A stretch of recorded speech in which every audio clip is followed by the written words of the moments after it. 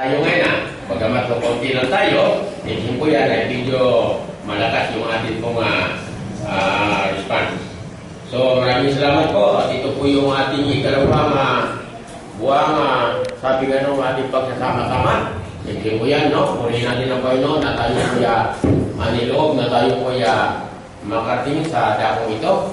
Ang bawat isa sa atin, bagamat ay medyo ilan natin mga kapatid, ay wala pa. So, ganun pa man po, ay tayo po magpapatuloy sa ating gampanin sa ating Panginoon sa araw nito. At bago po mga kapatid na buksan ang ating pong talata ng ating banal na kasulatan, ay mangyari lamang po na bigyan yung daan ng ating pong mayroon ako ikukwento sa inyo po. Sa panahon natin po ngayon mga kapatid, talagang masyado po tayong busy po yan, ano? Ang bawat isa siguro marahil. Siguro yung mga hindi busy ay talagang baka tayo naman po walang masyadong gampanin, ano po. Pero tulad po sa inyong lingkod, iba ba natin mga kapatid na talagang aligaga sa mga gawain, ano po si kapatid na Willie, doon sa preparasyon po sa ating gawain doon sa Bukalyon ay talagang aligaga sa mga oras ito. Busy po yan, no? Katulad din yung lingkod ay medyo talagang masyado rin pong busy, ano po? Yan. At kuminsan po ay napipresyon din po tayo yan sa uri ng ating mga kampanin. Hindi lamang sa Panginoon ng ating trabaho kasi tayo po masyadong abala doon sa ating trabaho. Hindi po yan, ano po? So, sa katulad po na very busy, kinakailangan may sistema po tayo. Ganun po yan, no? Kasi kung wala tayong sistema sa ating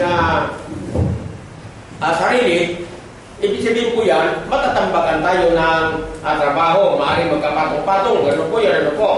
Yan. Ako po meron po tinatawag nating plano. Isa po yan, no? Halimbawa, kinabukasan, sa ngayon pa lang, meron na tayong plano o preparasyon. Yan, o before. 1 week before, ibig po yan, meron na po tayong plano. Yan, ano po yan, ano? So, ganyan po tayo. Kaya, tambak po yung ating logbook doon sa ating pong drawer sapagkat systematic po yung ating style. Ano po yan, no? Yan, systematic. Kasi, tayo po yung dinadaganan lahat sa operasyon, tayo po ang tumatangan.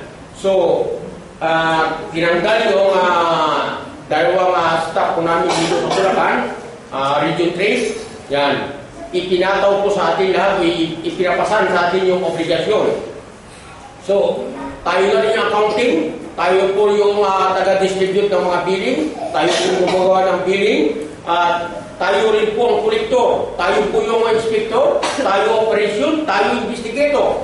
So. Same po yan, ay patong-patong. So, NCR office, tinanggal yung nandong assistant ko po. Wala rin pong ipinalit. Ang ipinalit po, babae, wala pong knowledge doon sa trabaho. Sa aming hindi related doon sa aming uri ng trabaho.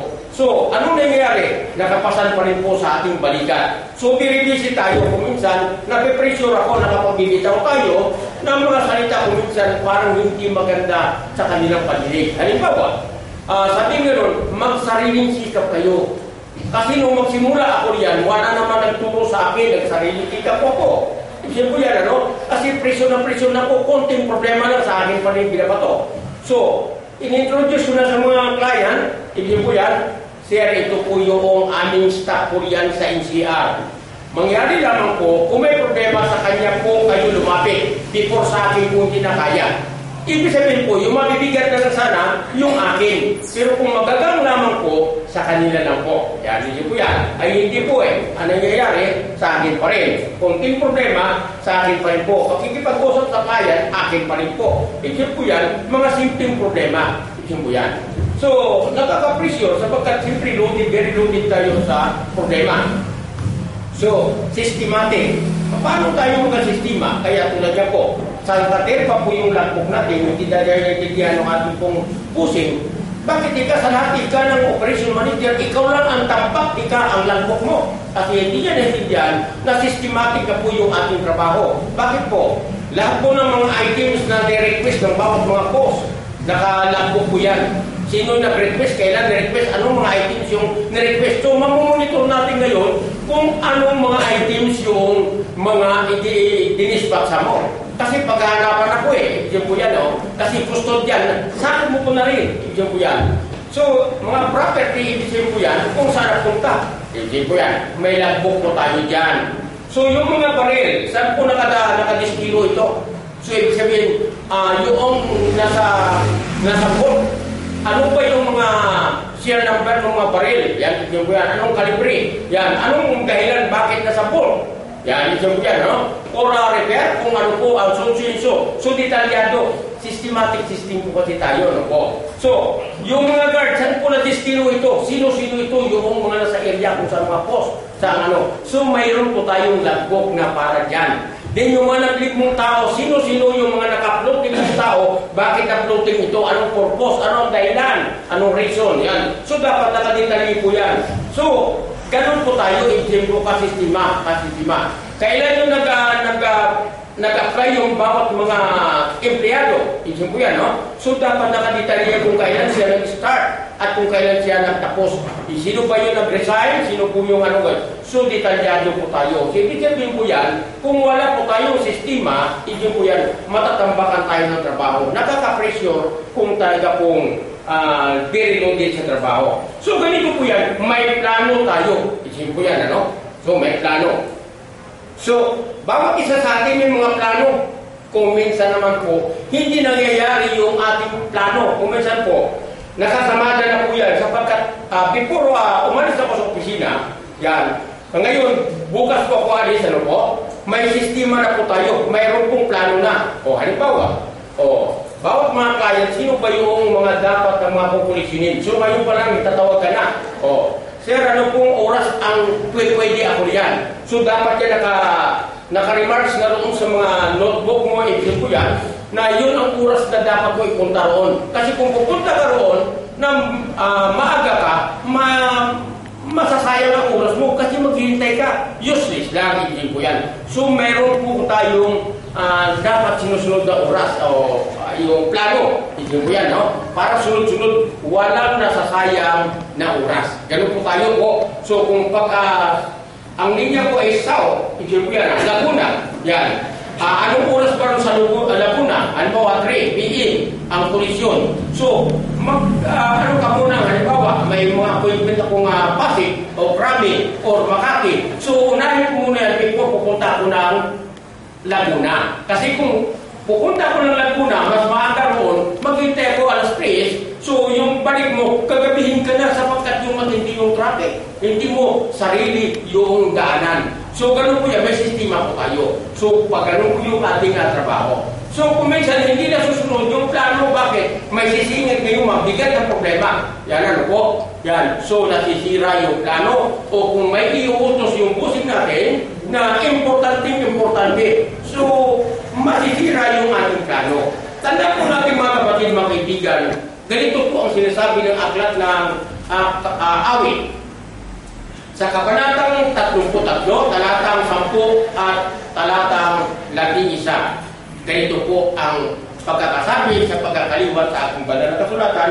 Pakisundan niyo po mga kapatid sa talata. Baka mamay nyo, baka isip nyo ay binukulang, memoryado po yung talata o baka ibig sabihin ay taliwas doon sa aking sinasabi. Ganito po ang pagkakaliwat sa tangan kong banal na kasulatan. Ganito po. Dinadala ng Panginoon sa wala ang payo ng mga bansa, kanyang niwawalang halaga ang mga pag-iisip ng mga bayan. Ang payo ng Panginoon ay nanganayong matibay, magpakailanman. Ang mga pag-iisip ng kanyang puso sa lahat ng salit-saling lahi. Purihin po natin ang Panginoon sa oras na ito sa pagkabasa natin sa isa sa kanyang mga sulat. Doon sa iba pong translate po sa ibang version, sabi nga ng banal na kasulatan, ang sabi kasi ito sa ating kababasa lamang, payo po na po. Pero sa ibang sabi nga riyan, plano. Doon sa ibang kaya yan po ni Arset sa gabi, sa ibang mga aklat. ng banal na kasulatan, yung translation po. Yan. Ang sabi pa ron sa iba, sabi nga ron, panukala. Yan, ano mo? Yan ang mga salin, ano? Pagkakasalin. So, yan po yung proposition po yan, ano po, ang kahulugan. So, plano o balak, isipin nyo, balak. Yan, ano po. So, kung ating pong pag-aaralan mabuti, yung balak po natin kuminsan, nasisira. Yan, ano po. Halimbawa po, sa aklat ng Lucas, doon sa chapter 1, verse 26 to 31, wala ho sa plano. Wala ho sa plano kung inyo po na ano dyan, may kaugnayan po niyo sa pagbubuntis ni Maria. Ano po? Ni Maria. Yung mother po ni Jesus Christ. Ano po? Wala sa plano na niya na siya nga po magpabuntis muna o buntis bago siya magpakasal kay Joseph. Yan, no? Wala ko sa plano yun. Yan. Kailang dahil sasabi nga ng anghel sa kanya na siya ngayon magdala ng tao. Yan po. So, isa po yan na wala sa plano niya yun. Yan, no? Yan po yung plano ng Diyos. Yan, no? Kaya dito sa ating talata, sabi nga, dinadala ng Panginoon sa wala ang payo ng mga bansa. Ang ibig sabihin ng mga tao. Yan, ano? Yung plano ng tao ay yung wala po yan, nawawala. Hindi po yan, ano? Sapagkat may plano marahil ang Panginoon Diyos sa kanila. Yan, hindi po yan. So, ang masusunod, yung plano ng Panginoon. Yan, hindi yung plano natin. Ganun po yan. Kaya nasisira. Hindi po yan, ano? So, si Maria, wala pong plano. Pero ang Panginoon Diyos may plano para sa kanya. So, ang nasusunod ngayon, yung plano ng Panginoon. So, hindi po yan, ano? O yung panukala. O balak. At isa pa po, kung atin namang hahawiin yung aklat ng mga gawa, ng mga apostol, sa kabanatang siyam talatang isa, papuwi po yan hanggang siyam. Yan, so ano po nyo, ulitin ko po, yan, Acts chapter 9, verse 1, patuloy hanggang 9. Sabihin po, yan. Ang accounts po riyan, may kaugnayan po kay Saulo. Yan, ano, before naging Pablo. Yan, ano, Saulo siya, ano po. Yan. Wala ho sa balak o plano, yan, ano, ni Saulo na maging alagad siya ng ating Panginoon. Wala sa kanya ni sa hinagap niya, wala po, hindi pumasok yan. Bakit? Ang plano po niya iba. Kaya pupunta siya ron, naglakbay siya, patungo roon sa bayan ng Damascus, para ibig sabihin nga gano'n, kasi alam niya marami roong mga lingkod ng Panginoon, mga mananampalataya, para marami siyang mahuhuli at marami siyang may pabilanggo. Kita niyo na po, yan po yung plano niya ni Apostol Pablo, o before naging Pablo, o si Saulo. Yan po yung plano niya. Pero ang plano ng Diyos para sa kanya, hindi gayon. Kita niyo na po, doon sa kanyang panlalakbay, nakita niya ang ating Panginoon, at doon sa pagkakita niya, na liwanag, isip po yan, nabulag po siya. Yun po yung pagplano, no? Na dahil doon sa kanyang pagkabulag, yung para maging daan, para maging lingkod siya ng ating Panginoon. Yun po yung plano ng Panginoon. Hindi yung plano niya na pupunta siya sa bayan ng Damascus para, sabi ko, paghuhulihin niya yung mga nandoong mga mananampalataya ng Panginoon para maipabilanggo po niya. Kita niya po, kasi siya po yung taga-usip mga panahon na yun. Siya po ay isang abogado noong mga panahon na yan na masigasig po sa pag-uusip ng mga lingkod ng ating Panginoon. So, yan po mga kapatid, kung ating pong yung pagkaliniin, paano na magkukonsentrate tayo, ba't kaya iba yung plano? Yan, ano, kung minsan po mga kapatid, ano, bakit kaya naiba? Ito yung plano ko, bakit iba? Hindi na ito nasunod. Yan. At iba na nangyari. Yan, ito dyan po. Kung minsan, may mga pangyayari na parang hindi natin matanggap sa ating buhay. Maaaring sa sarili po natin espiritu yan. Yan, ano po. Yan. Na yung parang hindi natin matanggap sa ating buhay o sa ating sarili. Yung mga pangyayari. Una, wala sa hinagap natin po yun na yun ang mangyayari. O maaaring wala sa pangarap natin, wala sa plano natin, o mga balak natin sa ating mga sarili. Yan. Sagot, pangarap ko nung araw, bata pa lang ako, maging magaling akong doktor. Gusto ko maging doktor. Sabi ng mga kamag-anak ko, sabi ng gano'n, mas the best, sabi niya sa'yo, maging abogado ka. Kasi nung nakakitaan nila ako siguro, nung bata pa ako, mahilig ako makipag-debate. Dahil siya yan, mahilig raw ako makipag-rason. Kaya ngayon, ang kinainisan sa ating pusit ko, kahapon yan, nagpabangay na naman kami. Yan. Kasi, natural po, tayo nagsimil, bagaman kulang tayo sa educational attainment, pero busog naman tayo sa mga seminar at mga briefing. Hindi po yan, ano? So, siya hindi seminar. Bagamat professional siya, pero wala mga seminar.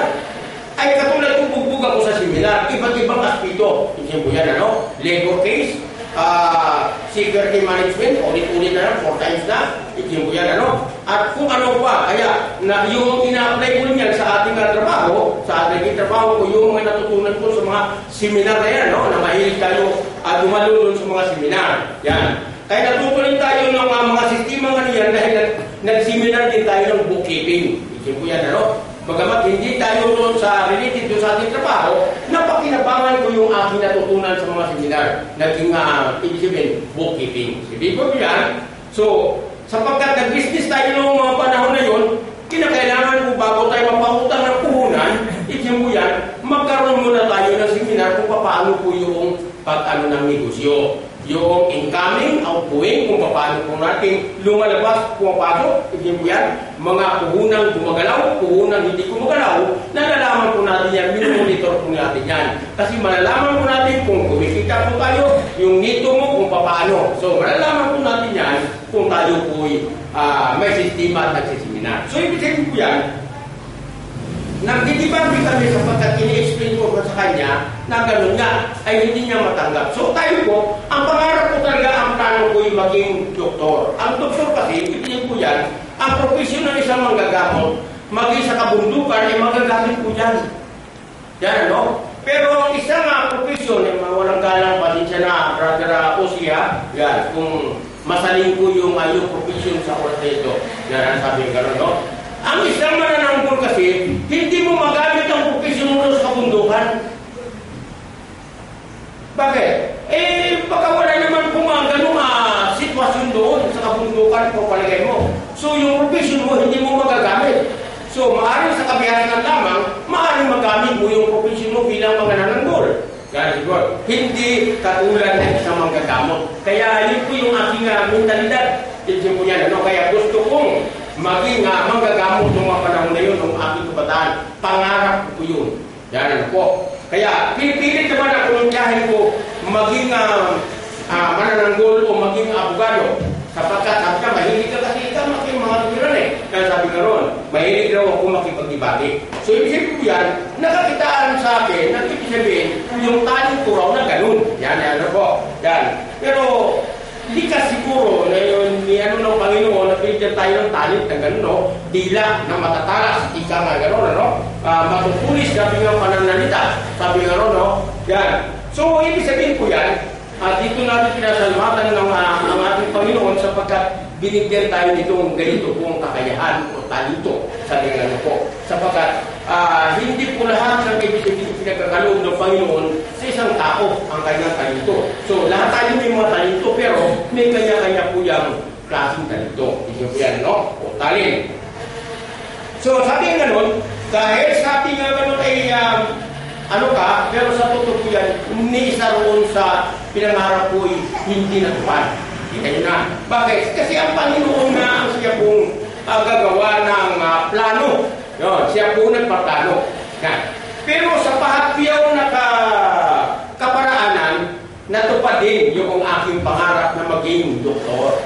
Sapagkat sabi nga, kahit paano yung dulo nung words doktor, yan, natupad din.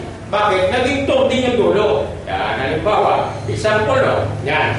Ako'y naging konduktor. Di may tour din ang dulo. Hindi na natupad yung doktor, pero naging konduktor ako. So, may doktor din. Tour. Yan. So, ibig sabihin, dahil naging konduktor din ako, yan, natupad din kahit paano. Yun. So, tayo po'y naging inspector. Dulo pa rin, may tor. Yan. So, ibig sabihin, at least kahit mapakapyaw, natupanin yung ating pangarap doon sa doktor. So, hindi yan, no? May tor eh. Sabi nga no? So, sa iba-iba pang mga kaparaanan, hindi po yan, at nagagamit natin ito. So, ganun pa man, sa kabalahan natin, masyado na tayo kung minsan akala nila noong mga kasama yung hindi tayo masyado lubusan kilala. Siyempre, masyado silang bilib sa akin. Yan. Kaya wala na silang nakikita, puro sa akin nakapokus. Yan. Example, sa barangay system. Yan, po. Kaya noong nakarang linggo, naghalalan kami. Tumindig na agad ako kasi mula pa lamang. Kasi baka mamemo sa akin naman nakapokus. Yan. Sa mga lupong taga-pamayapa. So, kasi baka ako naman mapili nila presidente, nag-resign na nga ako. Kasi hindi ko magkabalan na sobrang kabalahan. Yan, baka ako ang mapili po ninyo, sayang lang po ang maging buto ninyo. Kaya sa ngayon pa lang, pinapauna ko na sa inyo, huwag nakatutok yung mga paningin nyo sa akin at atensyon nyo. Ikalat ninyo sa iba riyan.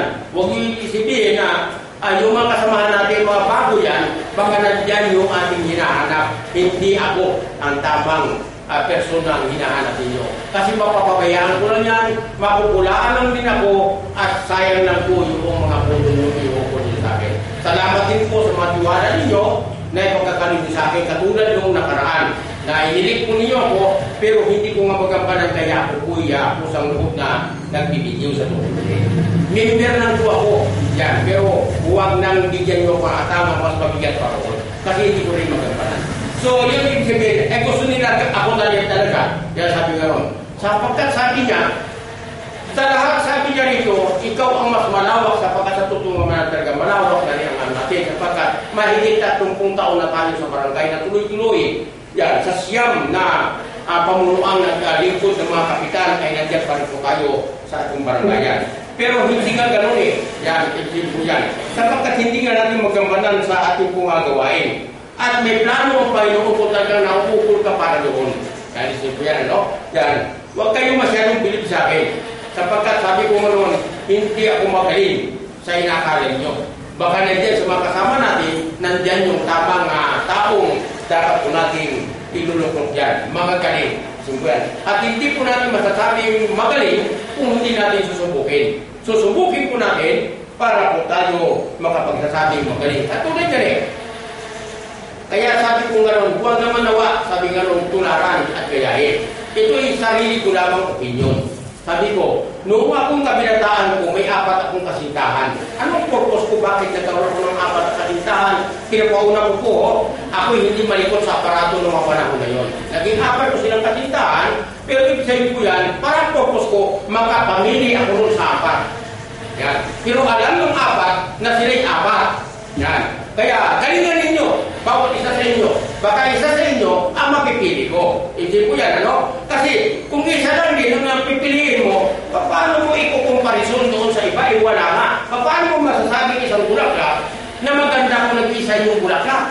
So, kailangan masasabi mo yan na maganda sapagkat meron kang kinukumparahan. Hindi ko yan, Pero, yan po yung sarili kong opinion. Hindi ko pa sa inyo na, sinabi ni Brother Johnny, kinakailangan pala magkaroon ng kasintahang 4 para makapamili. So, hindi yung pakyawan na, hindi mo karoon. Hindi ganon. Yun, sarili ko lang po yung opinion. Hindi mo yan, So, makapamili ako. So, doon sa mga pinapilian, yung kumbaga sa paningin ng ating mga mata, kumbaga sa yan, ay parang siya ay tulyapis. Yun. Tulyapis.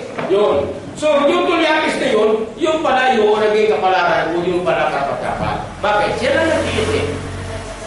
Ganun po yan. So, yung aking ibahay na yun, kukumpara doon sa 3 o pang-4 siya, hindi po yan, siya yung pinaka-tulyapis. Nandiyan po yun yung tulyapis kung sa palay. Yan. Yun. Ay, hindi ipa po yun, Yung ipa ay walang laman. Yung sumunod doon sa ipa, yun po yung tulyapis, patuka daw sa manok. Yun ang tulyapis po ang tawag ko. May laman po yun, pero pagka pinagdiling mo po yun, durog. Isip po yan, Tulyapis po ang tawag ko yan. So, ganyan po yan. So, At baka tayo mamalayo mga kapatid, ano po? Inuulit ko po, may plano ang Panginoon. Kung ano yung plano natin, sabihin gano'n, no? Ay baka magtaka po tayo. Bakit kaya na iba? Sapagkat wala kayo hinaga po ito na ganito ang magiging buhay ko. Bakit kaya nagkaganito ang buhay ko? Parang gano'n yan, ano? So, ibig sabihin, ang Panginoon ay may plano. Sino ho ang mag-akala? Katulad ko po, akala ko noong time na napunta tayo, nasadlak tayo sa sulok na daigdig na apat na sulok. Sabi nga noong panahon ng martial law. Sabi nga na tayo ito'y tumagal doon ng 6 na taon. Isip mo yan, bago po tayo napalaya. Isip mo yan. So noong mga panahon na iniisip ko, bakit kaya ako hindi naman ako naging mabuting o naging masamang anak ng Panginoon? Bakit nangyari sa akin ito? Yung pala may plano ang Panginoon. Bakit? Doon sa kinaroonan kong lugar, isip ko yan, nakasalamuha ko iba-ibang klaseng tao, iba't-ibang pananampalataya, mayroong pumapasok doon para kami po'y inaaralan. Isip ko yan. Nagkaroon po ako ng mga idea roon na po, hanggang sa tayo po'y lumaya, isip ko yan, nung tayo po'y maabsento, isip ko yan, ay nagkaroon po ng pagkataon na ginamit din ng Panginoon. Isip ko yan, nasa plano rin po niya siguro yan, ng Panginoon talaga, na ating pong nakadaw pang palad si kapatid na Willie sa panahon nito. Pero, sa totoo niyan, ang plano ni Brother Willie, iba. Yan. Iba ang plano niya roon. O ang mission niya, iba. Isip ko yan. Subalit, ang nangyari, iba rin. Isip ko yan. Tayo po yung nakatanggap. Isip ko yan, no? Yung mini-mission niya roon, hindi natupad. Pero sa pamagitan niya, natupad din. Bakit po? Dahil sa pag-mission niya, pagkamat iba ang plano niya, ako po yung naging katuparan. Sa pamagitan ko naman, yung pinaplano ni Father Willie, ako naman ang nakakay. So, ibig sabihin po yan, hindi rin nasayang yung pagkakataon at yung plano ng Panginoon ay hindi rin po nasira. So, ganyan po mga kapatid. So, si kapatid na Willie, iba ang plano niya para mag-mission doon para sa request ng isang kapatid na pupuntahan ng isang kapatid doon na nandoon si Brother Ronnie Agustin. Subalit, hindi yung nahikayat ni Brother Willie, si Brother Ronnie. Yan ano po. Pero sa pamagitan po na yung lingkod, nung tayo po naging lingkod niya, nung tayo po nagtiyaga sa kanya, nakikipag-aralan tayo sa kanya, halos gabi-gabi ay nandoon po ako sa tahanan nila para pinapaliwanag po yung mga dapat na maunawaan niya. At sa pamagitan noon, ay siya rin po ay naging lingkod din na ating Panginoon. So, ganyan po, purihin ang Panginoon. So, sa ating pagkatapos, mga kapatid, inuulit ko po, wala sa plano ni Maria na siya ay bago magpakasal kay Jose ay kinakailangan buntis muna siya. Wala po yun. Yan. Maaaring iba po ang plano niya. Si Apostol Pablo, before naging Apostol Pablo, na siya po ay sa katauhan ni Saulo, yan, iba po ang plano niya. Ang plano niya pupunta sa Damasco para paghuhulihin yung mga lingkod ng ating Panginoon para may pakulong niya marami siyang mapahuhuli sapagkat maraming lingkod doon na nabalitaan niya sa Damasco na mga naglilingkod sa Panginoon. Yun po ang plano niya para maging sikat siya kung sa kanyang pananampalatayang kinaaniban o sikat. Yan ano po yan, no? Then, anong nangyari? Iba pala ang plano ng Panginoon para sa kanya.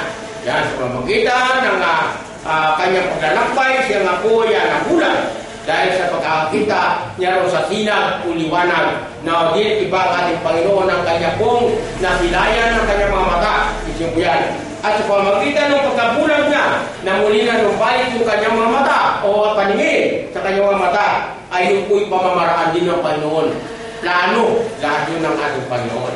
At yun ang naging gandaan upang marami pa pong sumampalataya.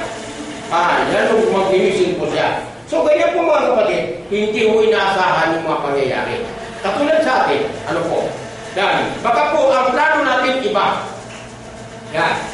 Subalit, kung may dumating sa ating medyo parang hindi pang karaniwang mga pangyayari, huwag natin isipin yan masamang pangyayari. Isipin yan.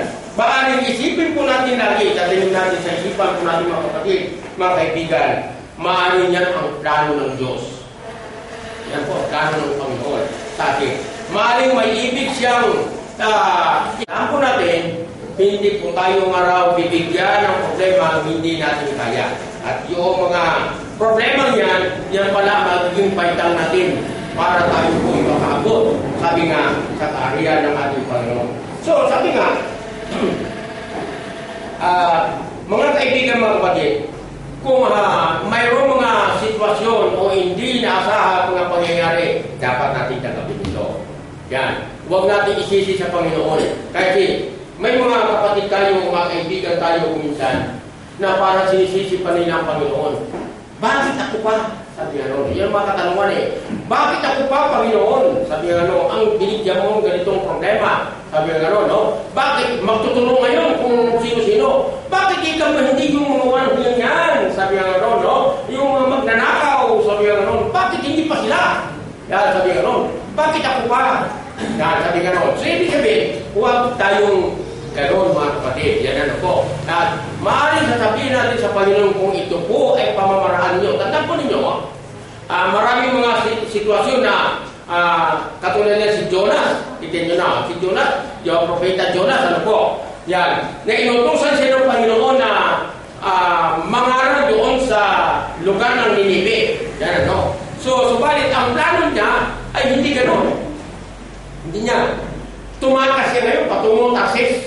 Yan ano, tatakas yan ang Panginoon, plano niya. Tatakasan niya yung utos ng Panginoon na ipangaral doon yung salita ng Panginoon doon sa sumigaw kay paghiyawan mo ikaroon sa bansang Ninive. Yan ano, yan. Ay, sariwa pa siguro sa isipan niya na ang bansang Ninive, isa sa kaaway niya yun. Kaaway nila. Isip mo yan, ay kaaway namin yun eh. Pagkatapos doon pa akong mga ngaral, baka maligtas pa yung mga nandoon.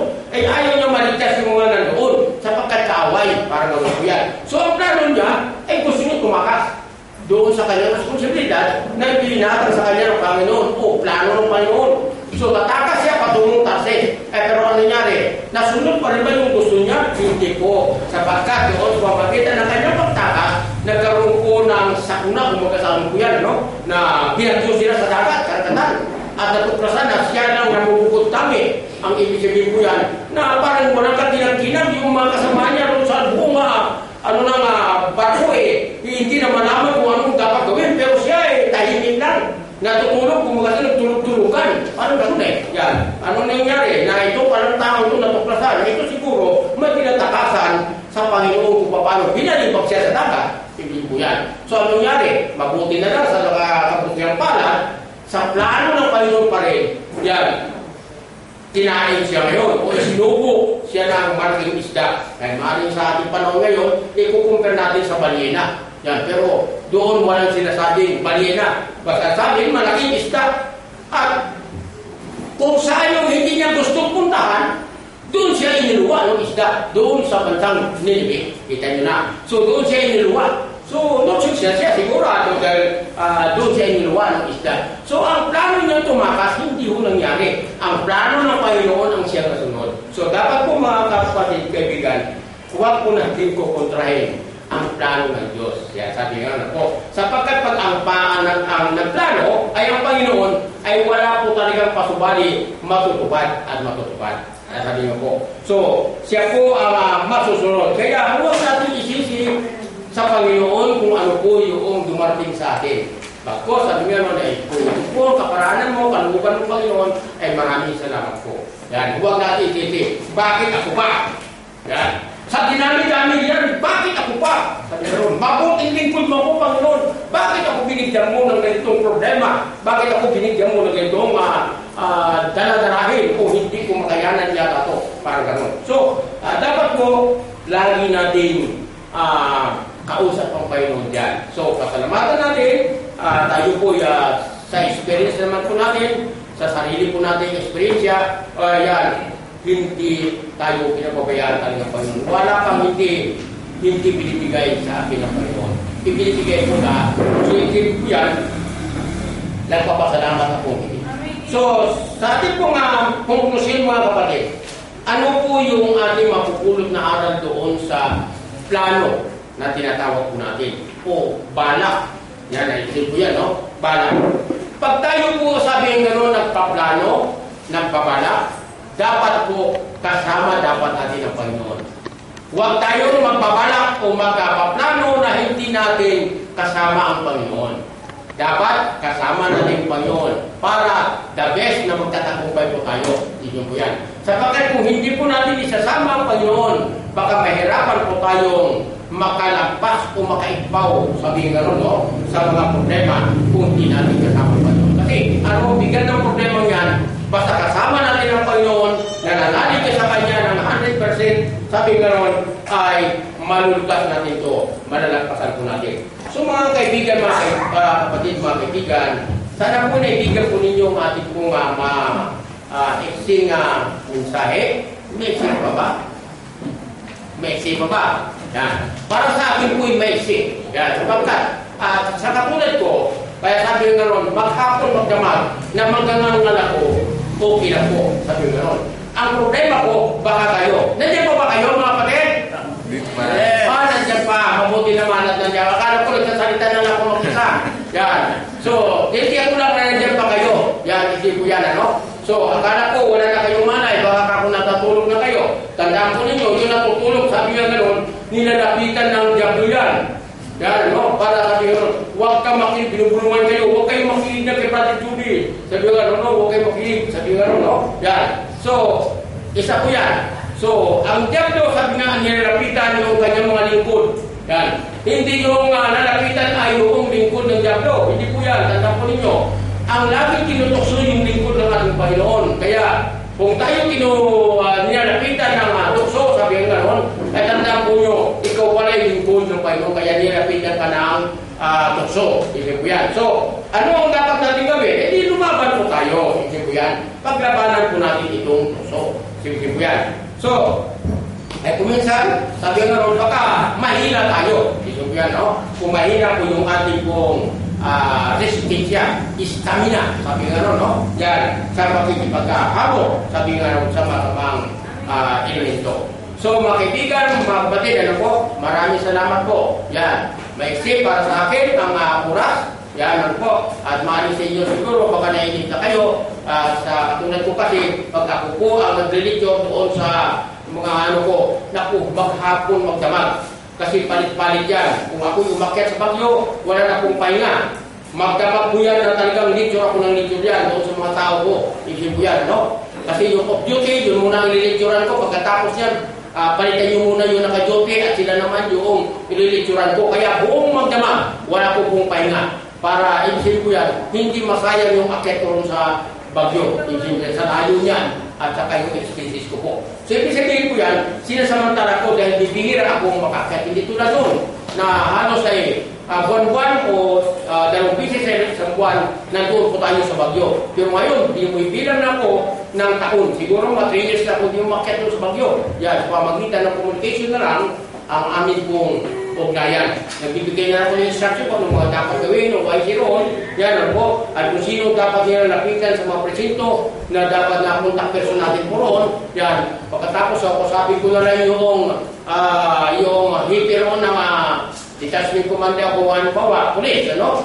Hipi. Yan ano. At ako sabi ko na lang para communication. So the best. Ibig yan ang ugnayan dahil sa pamagitan ng ating pong high-tech na pamamaraan ngayon. Kaya hindi na ako umakyat ng bagyo. Yan. Dito na lang ako sa South. Lagi. Dito ko yan. Kasama na ako sa bagyo. Kaya dito yan. So mga kapatid, mga kaibigan, inuulit ko po. Ang plano ng Diyos, the best. Sabi ano. Subalit ang plano po natin at ang ating mga kasama na sampayanan ng plano, sabi nga ron, hindi po ayos yan. So, dapat, sabi nga ron, kaagapay po natin sa pagpaplano ang Panginoon. Isama po natin ang Panginoon sa ating mga plano upang tayo po'y magtagumpay. Maraming salamat. Magandang umaga.